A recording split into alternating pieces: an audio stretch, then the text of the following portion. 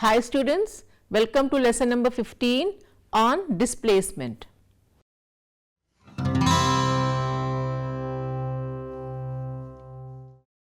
Now the introduction.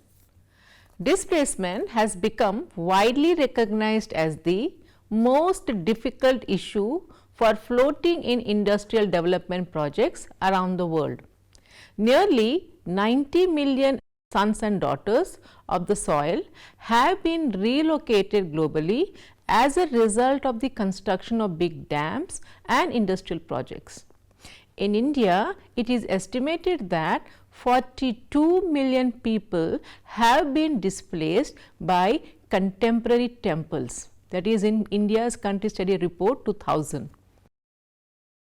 Scholarly unofficial assessments suggest an inconceivable concealed disparity between the estimated and actual number of displaced people. According to the World Bank review, the number of people displaced surpasses the original estimate by about 6,25,000 out of 192 projects evaluated. Indeed, it is now well accepted that underestimating data is a rule rather than exception, according to China Report 1999 and McAuliffe 1996.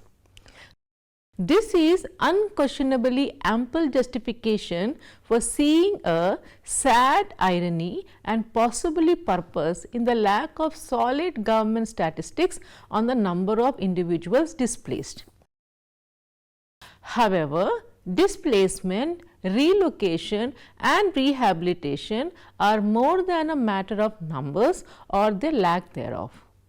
Empowerment, post-rehabilitation, human rights of projects, participants' involvement and self-determination in development, the complexities of relocation goals, options and methods and appropriate legal and policy instruments are all important considerations in the displacement process.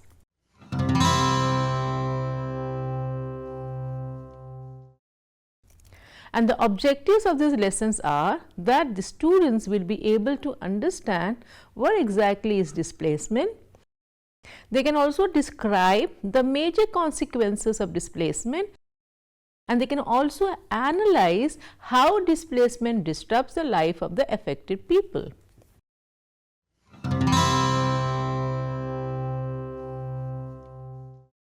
What is displacement? Displacement is the forced relocation of existing residents and businesses was once a desired outcome of the urban renewal projects of the 20th century.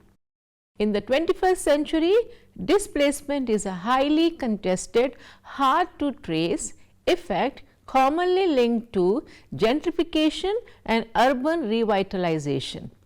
It is defined as the involuntary relocation of current residents or businesses. In contemporary times, displacement is often confused with gentrification. But while displacement can result from gentrification, it is critical to maintain clear distinction between the two.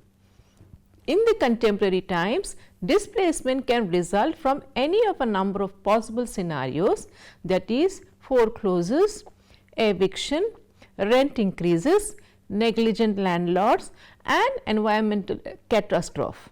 For example, in the past, slum clearance, urban renewal, interstate highway system construction and stadium construction created waves of displacement, some of which actually was an intended outcome of urban planning projects.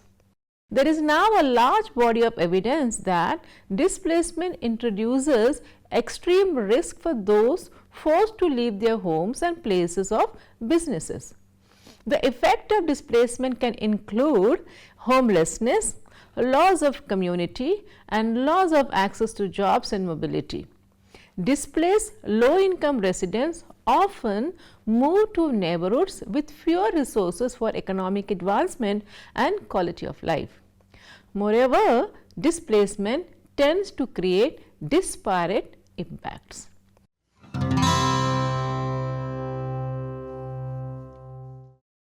or what are the impacts of displacement? The impacts of displacement can be mainly divided into two broad categories. One, it is positive, and next it is negative. The positive impacts of displacement, however, affect only a minuscule section of the affected community and comprise of impacts such as: first one, a few persons may experience improvement in their status by way of increase in the size of land holdings. Second, a rise in income may occur in certain cases by the employment opportunities created by the projects. Third, a break in some oppressive social hierarchies may also result.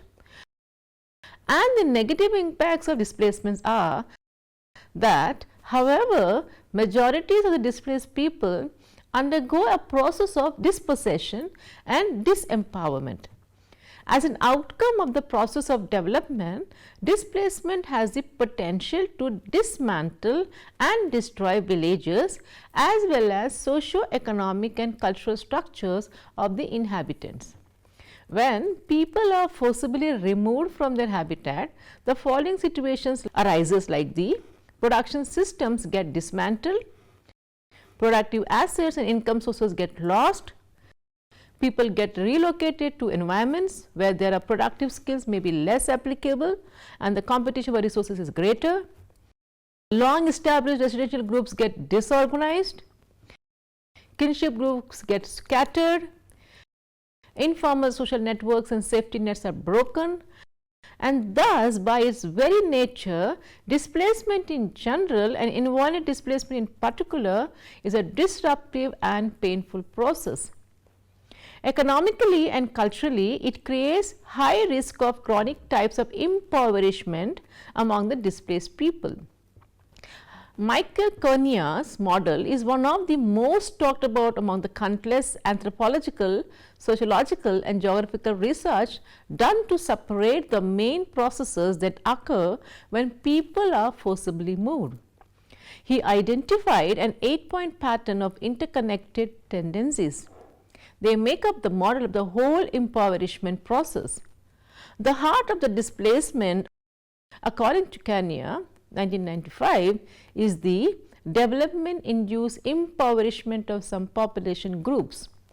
These prospective threats can be turned into actual poverty disaster if effective counteractive action is not implemented in a timely manner, and they are marginalization, food insecurity, mortality, social disarticulation, landlessness, joblessness, homelessness, loss of common property.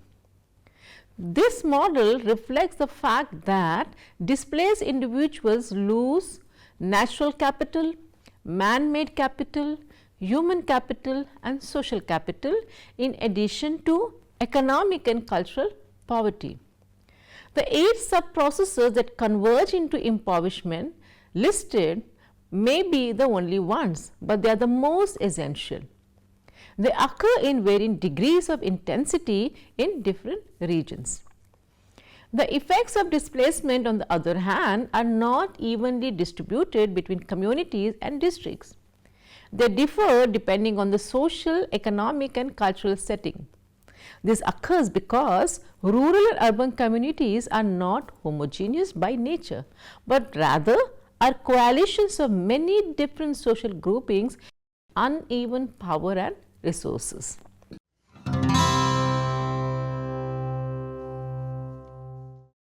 Now, we will understand the impact of displacement in various aspects, and one among them is the dispossession in the economic sphere. The economic consequences of development-induced displacement are clearly visible, like landlessness and disruptive changes in landholding patterns, joblessness and vocational shifts, homelessness and other negative consequences such as loss of access to CPRs, loss of livelihood and poverty and food insecurity among the issues that displaced people confront. First one is landlessness and change in land holding pattern. It is one of the most common forms of dispossession that occurs as a result of rural displacement, which is the loss of land and changes in land ownership patterns. Expropriation of land undermines the very foundation of people's production system, commercial activities and livelihoods. To put it another way, land loss causes individuals to lose their agricultural and homestead land, which offers food and economic stability to a huge number of Indians. If these livelihood systems are not repaired or replaced with stable income generating work, landlessness and destitution will result. The risk of landlessness affects different sorts of people, socio-economic groups and villages in different ways. Second dispossession is joblessness and occupational shift. Another form of economic dispossession experienced by a displaced person is the loss of paid employment and a shift in occupational pattern. It can happen in both urban and rural areas. In the process of joblessness and occupational transition, various groups of people are involved.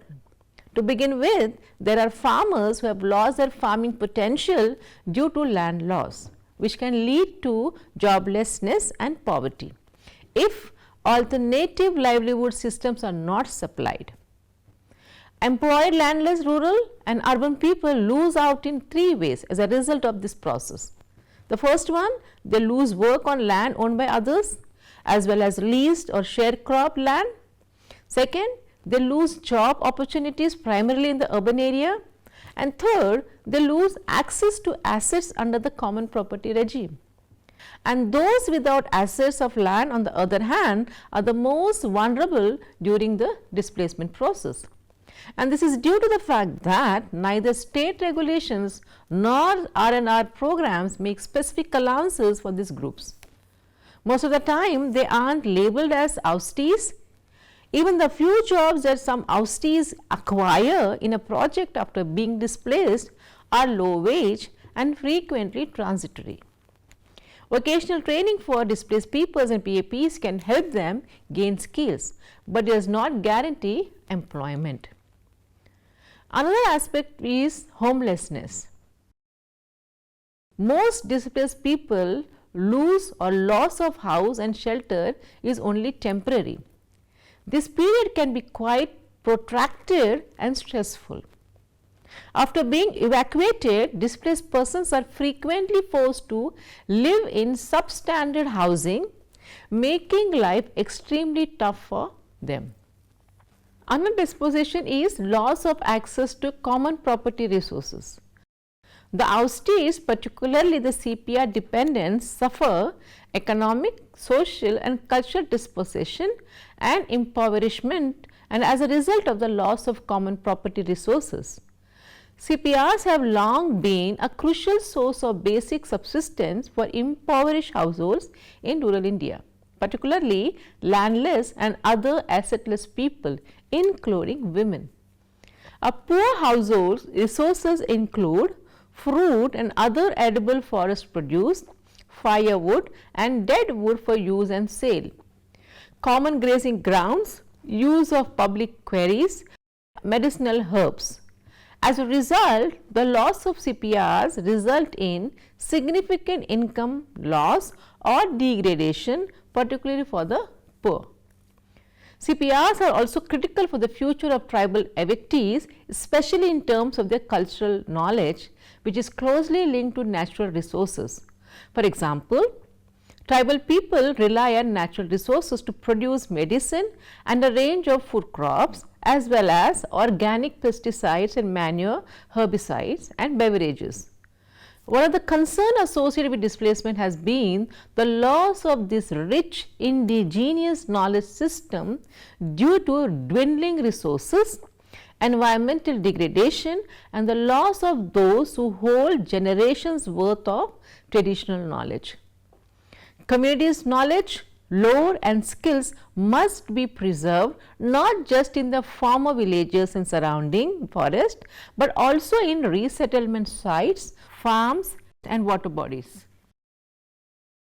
One of the options for such conservation is starting of botanical gardens and herbariums before displacement and transplanting and rehabilitation sites.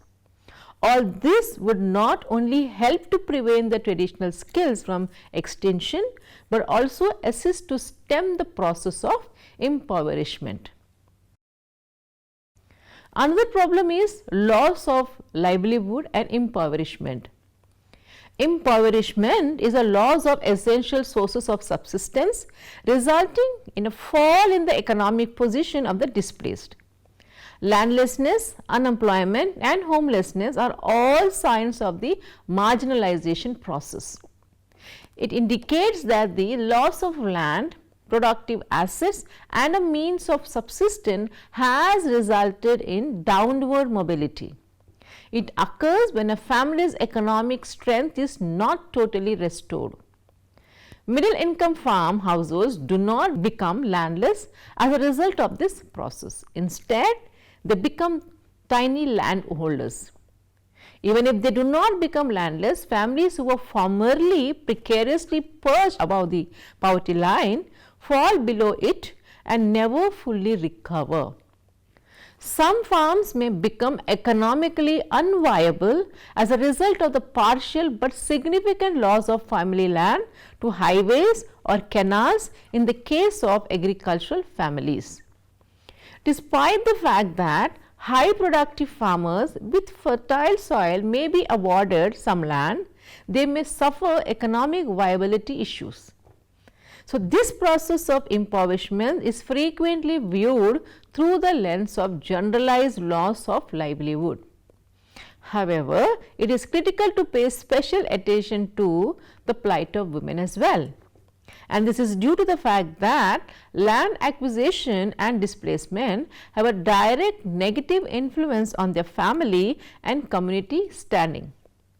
Women in tribal communities, for example, play an essential role in the subsistence economy based on shifting cultivation, permanent agriculture and access to non-timber resources.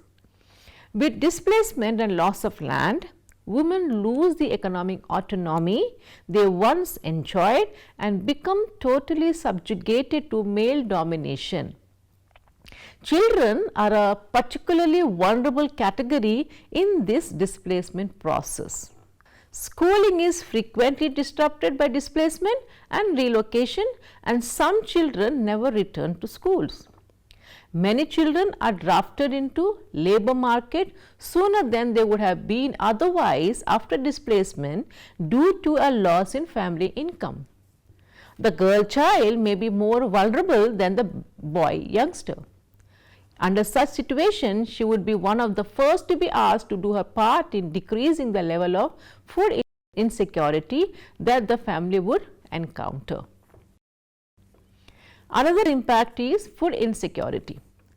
A loss of land, livelihood and availability to non-timber produce all contribute to food insecurity. Food production declines and harvests are lost as a result of displacement, particularly during the transition from the old to the new site. Furthermore, it may take years to re-establish food production capabilities at the new location. These losses have an impact on food production, availability and consumption patterns. It leads to food insecurity, which is defined as protein intake levels significantly below the bare minimum required for appropriate growth and work. Food insecurity rises during the pre-monsoon season when food intake among the landless is low and resettlement is common. Displacement also leads to changes in dietary intake in the household, and that may adversely affect the nutrition level, more specifically of children and women.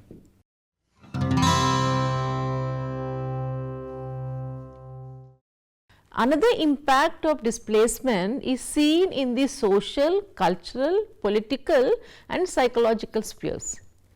Displacement leads to dispossession not only in the economic but also in the social, cultural and political spheres. It takes various forms such as social disorganization, low self-esteem, loss of identity, loss of health, loss of culture and of political institutions, each of which are clearly explained with the help of examples. All these leads to the marginalization of the oustees. Studies conducted by Prasad, Kothari and Bhattari, Vegas and Menon, Gandhi and Ajit Kumar reveal the social, cultural and psychological dimensions of the lives of the oustees under consideration while planning rehabilitation measures. And first dimension is social disorganization.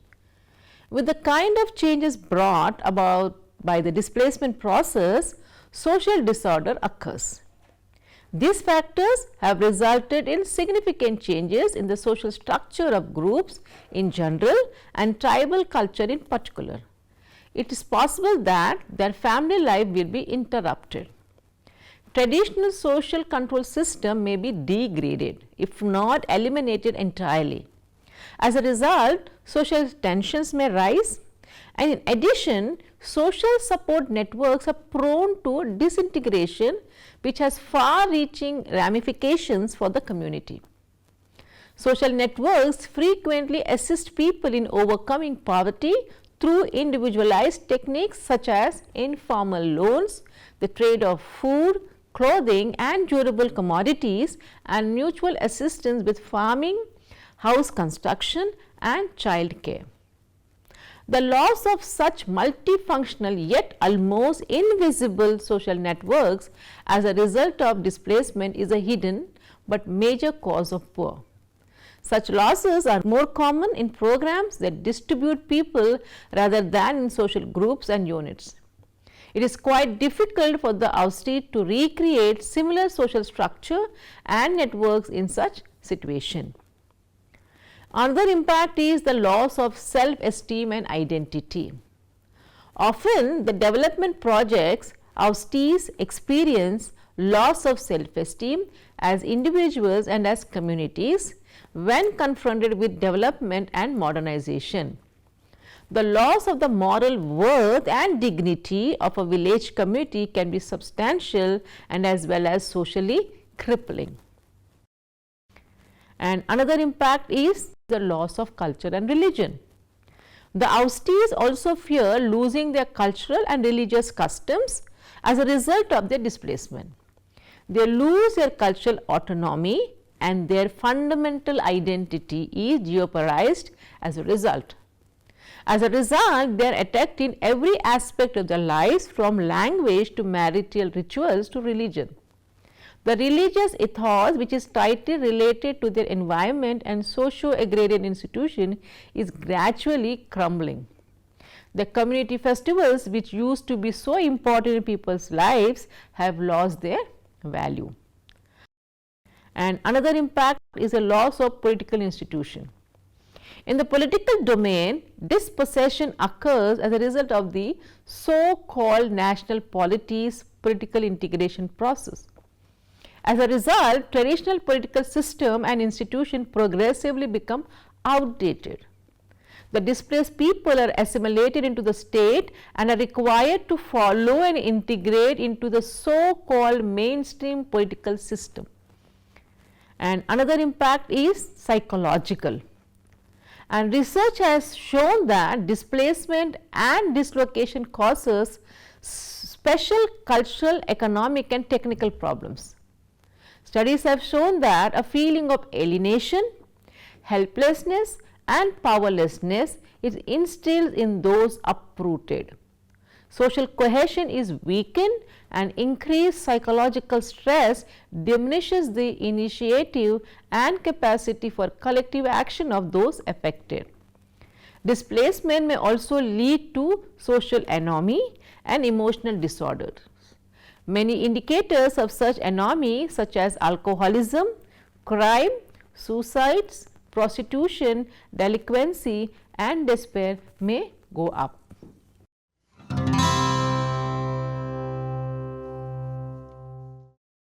Another effect is the dispossession in the environmental and health spheres.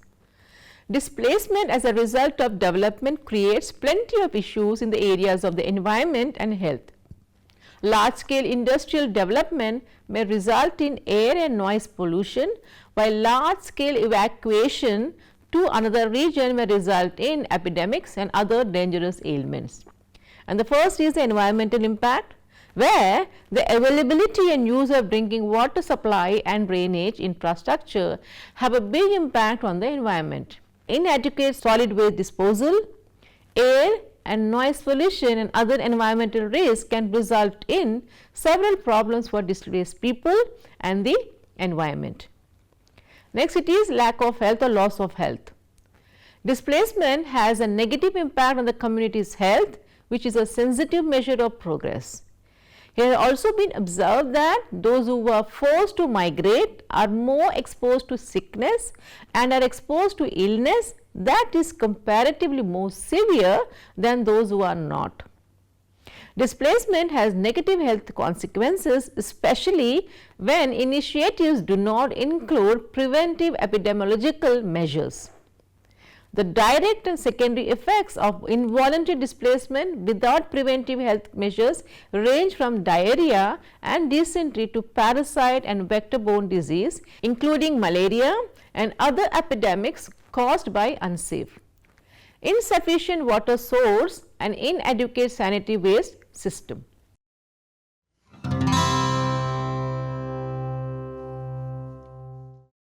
The conceptualization of socio-economic impact studies on displacement. Initially, the aforementioned socio-economic implications were considered as unimportant side effects of growth-driven development. However, since the mid-1970s, there has been increasing public awareness of the varied negative consequences of displacement. And the following are the main reasons behind this shift. And the first one is that, for starters, some development projects have failed to meet the goal of human progress, and these failures were primarily due to the project's sociological ignorance and ill-conceived design. Second, it is there was a progressive shift in how people saw the term development. Questions such as who will benefit the most from the development process are now being raised. Third concern is there was growing worry about the negative societal impact of huge projects in general. There was also an increase in public concern about the environmental impact as well as for environmental protection, sustainable development, participation and institution creation.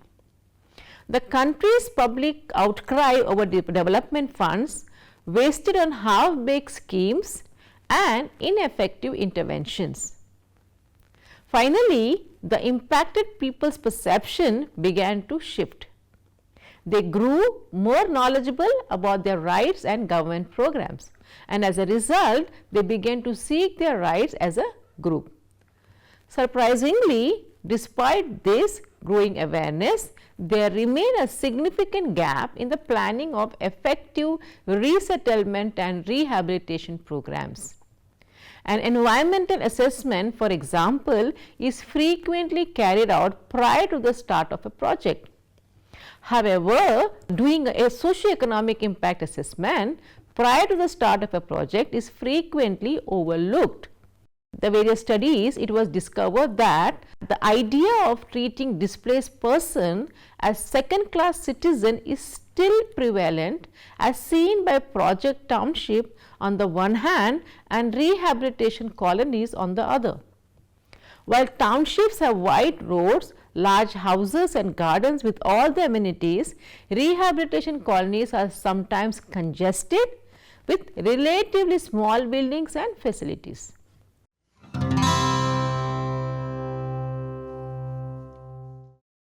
To summarize, displacement has both positive as well as negative consequences. The negative effects, on the other hand, tend to outweigh the favorable ones. It is primarily due to the fact that the vast majority of displaced individuals are subjected to a process of dispossession and disempowerment. To put it another way, the oustees are in danger of becoming impoverished and losing their homes. The risk that the oustees suffer include not only the economic perils of displacement, but also the social, cultural, political, psychological and environmental consequences. We have also noticed that various persons have different reactions to the process of relocation. The most vulnerable people, such as the landless, rural and urban poor, tribals, women and children, are the ones that suffer the most. There have been instances where people have completely lost their source of income. To mitigate the negative effect of displacement, the resettlement practitioner must assist the ousted by organizing resettlement in such a way that the capital is restored in all of its forms. This emphasizes the importance of conducting a comprehensive socio-economic effect review prior to the start of a project, as well as complicated preventive and recovery program during the relocation process.